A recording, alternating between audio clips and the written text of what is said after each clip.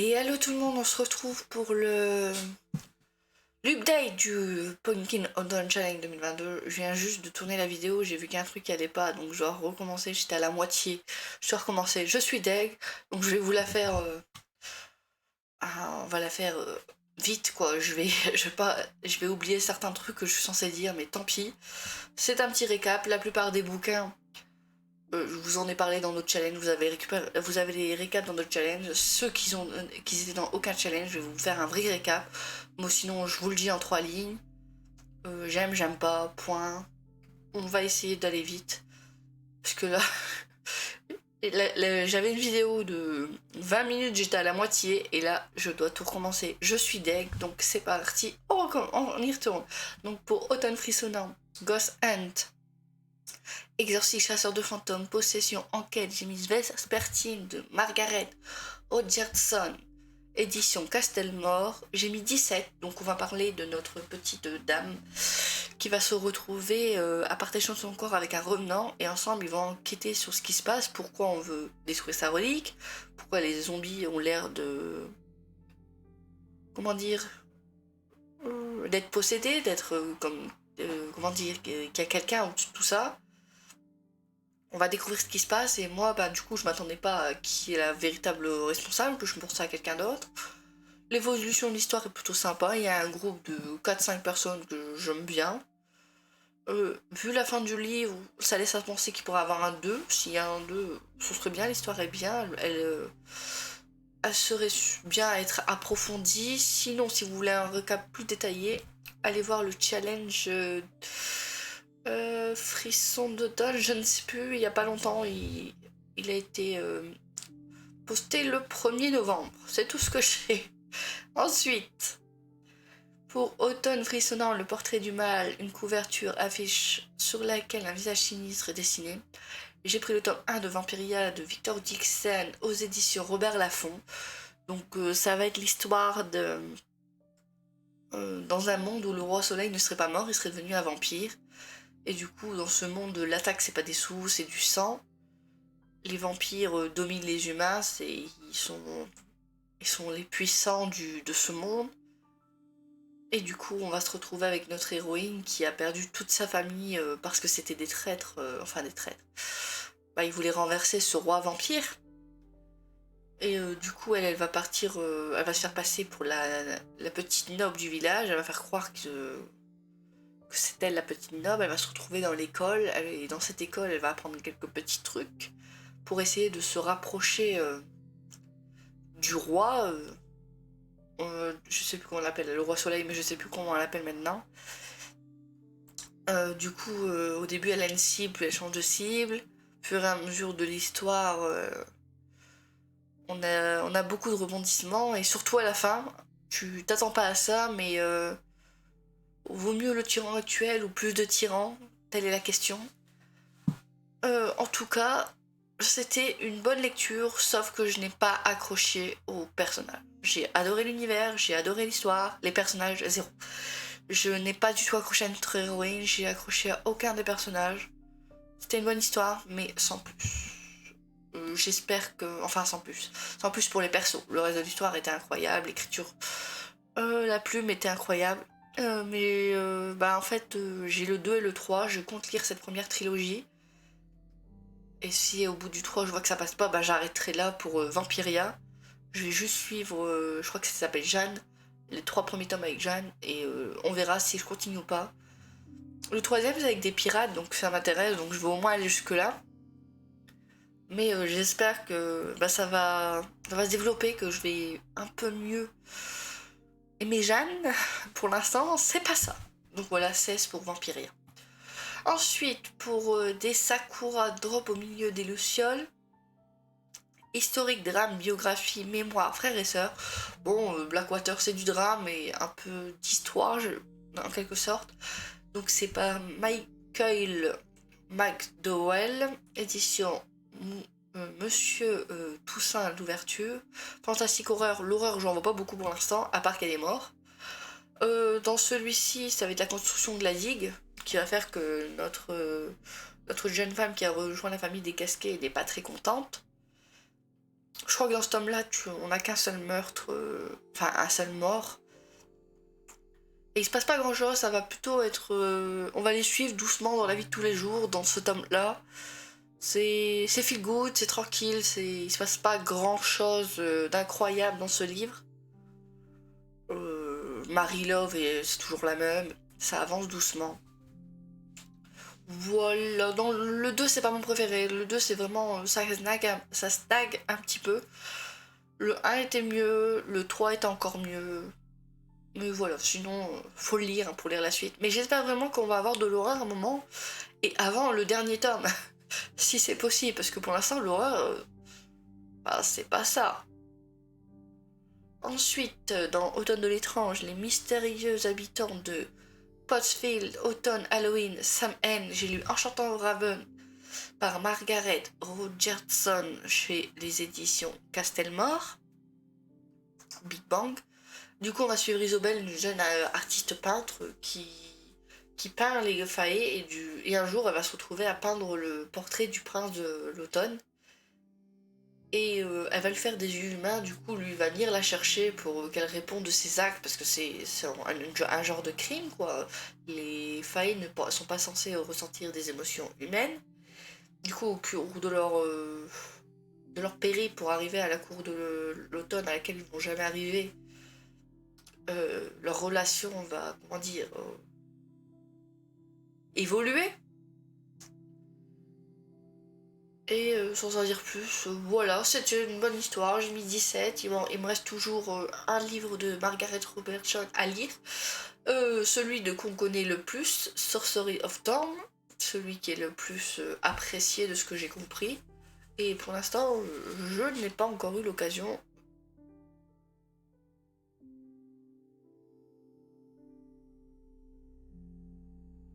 de le lire. Désolé, mon nez m'a chatouillé pendant 2 secondes. Voilà, vous avez un récap plus précis dans un des 2 challenges que j'ai fait. Là, je survole parce que j'en ai déjà parlé. Ensuite, pour l'automne de l'étrange, la cueillette des champignons, forêt, récolte, poison, petit peuple, j'ai lu le premier tome de la sorcière aux champignons, j'ai mis 16 par Tachibana Ugishi, édition Glénat. C'est une bonne lecture, petite lecture tranquille. On suit une sorcière noire, il y a aussi des sorcières blanches qui travaillent pour le royaume. On appelle ça, et elle, on l'appelle une sorcière noire parce qu'elle travaille pas pour le royaume. Quand elle marche, t'as des petits champignons qui poussent, et ces champignons vont en fait aspirer les mauvaises ondes, les machins et tout. Et plus il y a de mauvaises ondes, plus le champignon est gros. Et après, elle les fait disparaître. En fait, ce qu'elle fait, c'est bon pour le village, mais c'est une sorcière qui vit au milieu d'une forêt. Les villageois sont pas très gentils avec elle. Ils ont tous peur d'elle.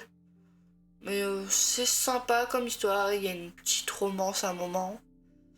Je me compte me prendre le 2 et le 3 pour cet hiver. C'était une bonne lecture, voilà. Je sais pas quoi dire sans vous spoil. Ouais. C'est un petit manga tranquille, mais voilà, sans plus pour l'instant. Automne de l'étrange, In the Dark, in Earth I Care, Dark Fantasy, ambivalence, quête, duplicité, pouvoir, obscurité, lumière, destinée, loyauté, mauvaise influence. J'ai mis un palais de cendres et de ruines de Sarah J. Maas par les éditions La Martinaise jeunesse. J'ai mis 19, et dans celui-ci, il y a une guerre entre Rysand qui a rassemblé les grands fahés et Hiberne. Il va y avoir une petite guerre entre les deux. On voit aussi le développement des sœurs qui, à la fin du 2, sont devenues des fahés. On voit leur développement au fur et à mesure. C'était une très bonne lecture. J'ai hâte de lire le 3.5. Et du coup, j'essaye de pas trop en dire. On continue. La romance entre Faye et Rysand est toujours aussi bien. On va perdre certaines personnes. J'ai un moment dans le livre, ça m'a un peu brisé le cœur, il se passe quelque chose, mais ça va, c'est. On va dire, c'est vite réglé, entre guillemets. Des personnages qui ont commencé à haïr avec ce qui se passait dans le 2, surtout à la fin du 2, même au début du 3. Bon, au fur et à mesure du bouquin, tu vois que pour finir, c'est pas des éternels excusez-moi du terme, des éternels cons. Non, ça s'améliore un peu au bout d'un moment. C'était une très bonne lecture. Je vous conseille à Cotard, mais qui n'a pas encore lu à Cotard. Mais c'était très bien. J'aime beaucoup la plume de Sarah Gimas. Ensuite, pour Automne de l'étrange, soit vent, rêve, cendre et néant, soit nuit noire, âme et souhait, conte gothique, macabre, sorcière, sauvage, disparition, j'ai lu une réécriture de conte et j'ai lu la partie charme. Moi j'ai l'intégrale, mais moi j'ai lu la partie charme. Donc là vous avez la photo du bouquin seul. C'est sur Cendrillon, la réécriture de Cendrillon, plus de 18, Cendrillon et coquine. Cendrillon est beaucoup une moi-je, c'est moi je suis belle, moi je suis ci, moi je suis ci, le prince est obligé de tomber amoureux d'elle et tout. Cendrillon, elle m'a cassé la tête. Pour le coup, oui, au début, les moi-je, au fur et à mesure, ça va un peu mieux. Qu'est-ce que je peux vous dire d'autre? C'est lié au premier tome, vraiment, tu retrouves des personnages du premier tome. Voilà, la famille de Cendrillon, c'est pas comme dans le dessin animé. Là, sa famille, sa mère et son père sont vivants, sauf que sa mère l'a abandonné pour aller avec un autre homme. Son père s'est remarié avec une femme où elle avait deux demi-sœurs, une qui est partie, qui est mariée, une avec qui elle vit. Et ils sont pas méchantes avec elle. Bien sûr, dans le bouquin Cendrillon, c'est celle qui s'occupe des tâches ménagères et tout. Mais c'est pas ils en veulent à Cendrillon, ils sont méchants. Non, c'est pas ça. C'est Cendrillon qui s'isole plus qu'autre chose. Et Cendrillon, oui, plus 18, Cendrillon. Sinon, voilà, sans spoil. C'était bien, sans plus. J'ai hâte de finir cette intégrale pour ne plus en parler pour l'instant parce que je m'attendais pas à ça en l'achetant. Je m'attendais pas à ce qu'il y ait des scènes plus 18 avec chaque héroïne. Non. Et Cendrillon est pire que Blanche-Neige. Voilà. Ensuite, pour Automne douceur de vivre, deux citrouilles en valent mieux qu'une, il fallait lire une duologie ou commencer ou terminer une duologie. J'ai lu le premier tome de La carte des confins de Marie Repelin, j'essaie de bien le dire, des éditions PKJ, et c'était une incroyable lecture. J'ai lu 17. C'est une histoire de pirate, on va suivre Kali qui va vendre un compas à notre pirate. Notre pirate qui cherche la carte des confins, il va avoir une romance qui...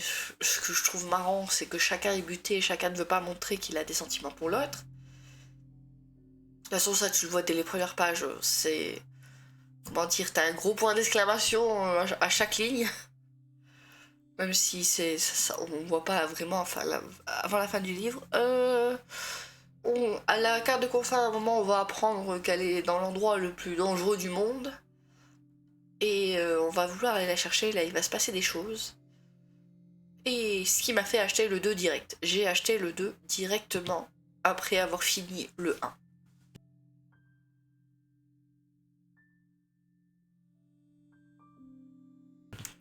Et B. Ensuite, pour la maison Slangster, je sais pas le dire. Humour, livre audio, série audio, podcast. J'avais lu Friends, j'ai vu quelques épisodes, mais j'ai surtout lu Garfield pour finir, parce que c'est humoristique. J'en avais pas moi dans ma bibliothèque, mais mon copain avait quelques BD humoristiques dans la sienne. Donc c'est de James David, des éditions d'Argo. C'était une bonne lecture sans plus. La plupart du temps, je passe quand même à côté de l'humour de Garfield.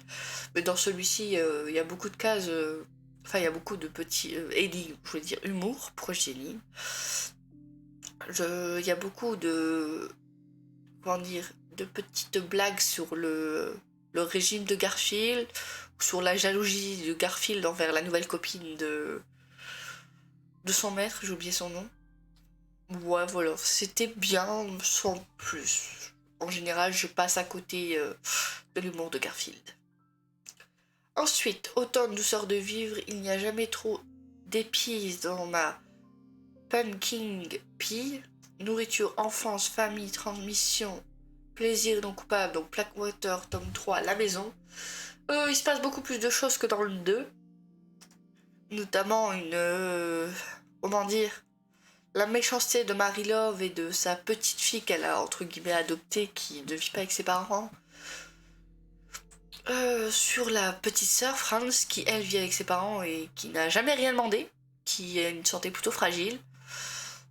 Il va y avoir des morts, hein, comme d'habitude. Un mort plutôt important dans l'histoire des casquets. Il y a, comment dire, il y a des problèmes économiques. La Syrie, ça va pas très bien. Les plans qu'on fait, la famille principale qu'on suit, il a dû emprunter le fils, puisque c'était mort. Il est pas riche, lui, pas comme sa mère. Sa mère qui, comme déteste sa belle-fille, ne prête pas d'argent, tout ci, tout ça. Ouais.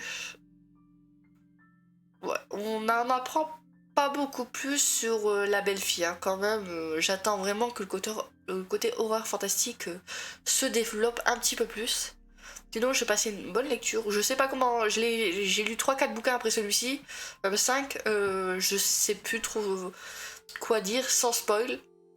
Je dirais que c'est une bonne lecture. Il y a toujours du mystère. Mais j'ai hâte que le mystère se développe un petit peu plus. Parce que pour l'instant, fantastique horreur, j'attends qu'il arrive un petit peu plus. Ensuite, dans Automne, douceur de fille, chante-moi une chanson, Cessa Night. Mythes et légendes, voyage dans le temps, magie, dépaysement. J'ai lu Harry Potter 3 et Le prisonnier d'Azkaban de J.K. Rowling, édition Follow. J'ai mis 18, donc dans celui-ci, c'est celui avec Sirius Black qui va s'échapper d'Azkaban pour retrouver le petit rat qui a, comment dire, qui a trahi les Potter. C'est aussi dans celui-ci qu'on voit pour la première fois la carte qui permet de se déplacer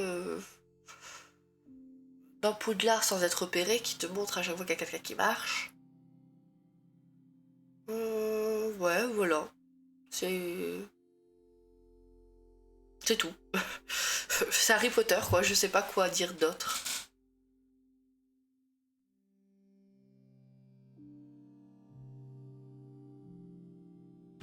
Ensuite, pour Automne rayonnant, Where All Born, Naked on the Rest in Dry, mon anglais est pitoyable.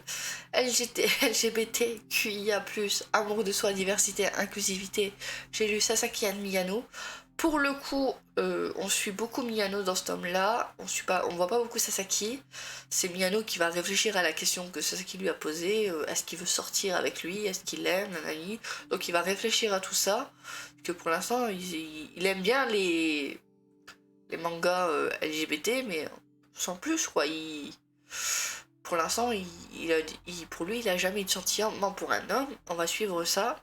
Mais c'est long, il ne se passe absolument rien dans le 4. Enfin, pour ma part, il se passe absolument rien dans le 4. J'espère que dans le 5, la relation entre nos deux personnages va s'améliorer, parce que pour l'instant, le 4, je l'ai lu en 20 minutes et j'ai trouvé qu'il se passait absolument rien. Mais sinon, c'était une bonne lecture, quoi. C'est des petites anecdotes du lycée sans romance, quoi, pour l'instant. C'est de Haru Sono Siu, les éditions Akata, et j'espère que dans le 5, il y aura plus de romance. Automne rayonnant, Yukano It, The Money, écologie, anticipation, science-fiction, post-apocalypse, Aurora Squad, tome 1, par Amy Kaufman et Dieu Christophe des éditions Casterman. J'ai passé une bonne lecture. Comme j'ai oublié de le dire pour le bouquin La carte des confins, comme pour la carte des confins, chaque chapitre, les chapitres, c'est pas toujours la même vision. Un coup c'est Tyler, on va suivre Tyler, un coup on va suivre Aurora, un coup on va suivre le mécano. On change de point de vue à chaque fois. Chaque chapitre, c'est pas à chaque fois, mais on change. On voit au moins, dans celui-ci, on voit 5 points de vue. Dans la carte de confort, on avait 2-3 points de vue. Et j'ai bien aimé le fait d'avoir plusieurs points de vue, et du coup ça va être l'histoire de Tyler qui n'arrive pas à dormir, donc qui va aller dans l'espace pour se calmer, pour un peu et là il va voir un vaisseau qui a besoin d'aide, il va y aller. La seule survivante ce sera Aurora. C'est bien Aurora, hein, j'ai pas de conneries, je sais plus. Il va la sauver, et en fait elle a dormi pendant 200 ans et elle se retrouve à avoir des dons particuliers et à être recherchée par un escadron d'humains, mais qui est pas totalement normal. Il se passe des choses et du coup on va les suivre dans leur aventure pour essayer de découvrir ce qui se passe. On va perdre aussi des gens importants de l'histoire. On va en apprendre un peu plus sur ce qui se passe avec Aurora. Moi j'ai bien aimé l'histoire, j'ai hâte de lire le 2. D'ailleurs, comme pour la carte des confins, j'ai acheté le 2 direct, qui est là, qui attend. Et bon, j'ai hâte de continuer mon aventure sans en dire trop, sans spoil. C'est une bonne histoire.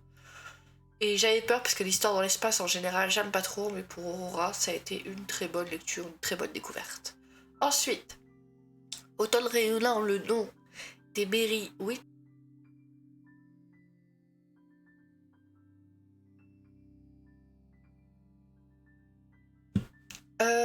Bienveillance, amour, aide son prochain, guide, sororité, relation, guérison. J'ai lu Kaelena.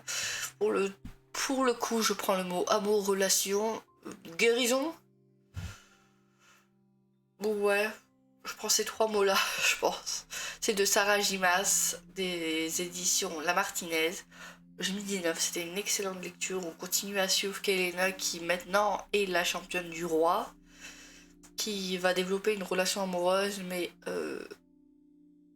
comment dire, avec quelqu'un, mais ça se voit comme le nez de la figure à la fin du 1. Il va se passer des choses, on va apprendre des secrets sur Kaelena que... Bah, comment dire, le tome s'appelle La Reine sans couronne, je crois, et en fait le titre spoil un peu certains trucs. Mais du coup, on va suivre Kaelena qui va découvrir des complots contre le roi. On va perdre des gens aussi. Est-ce qu'il y a un bouquin dans lequel on n'a pas perdu des gens? On va voir le développement de sa relation. Le dégradement de certaines relations aussi. Je m'attendais pas à... J'ai compris qu'à la fin du 1 c'est des stops, mais j'ai pas compris à quel point ça allait être dégradé. Du coup, voilà, on va apprendre certaines choses sur le passé de Kaelena. Le roi, quelques trucs qui cachent aussi dans son château qu'on va découvrir. On va découvrir d'autres choses. Et à la fin du 2, pour le coup, on voit que ça va... Excusez-moi, j'ai ok. Le 3, on voit que ça va être différent vu ce qui se passe à la fin du 2.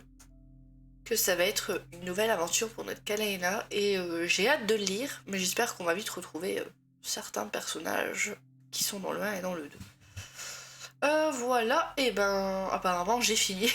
Je croyais que j'en avais encore, mais apparemment j'ai fini. Voilà le petit résumé du récap de l'update du Penki Autumn Challenge. J'espère que vous avez réussi votre challenge. Moi j'ai réussi mon petit challenge. Je m'en lance dans un autre pour décembre jusqu'à février, mais voilà, merci à tous. Dites-moi ce que vous avez pensé de mes lectures. Ou vous, est-ce que vous avez plus apprécié certaines lectures que d'autres? Genre Vampiria, est-ce que je suis la seule à ne pas accrocher au personnage principal, au perso du tout? Merci à tous, en tout cas d'avoir regardé cette vidéo. À la prochaine, allez, ciao ciao.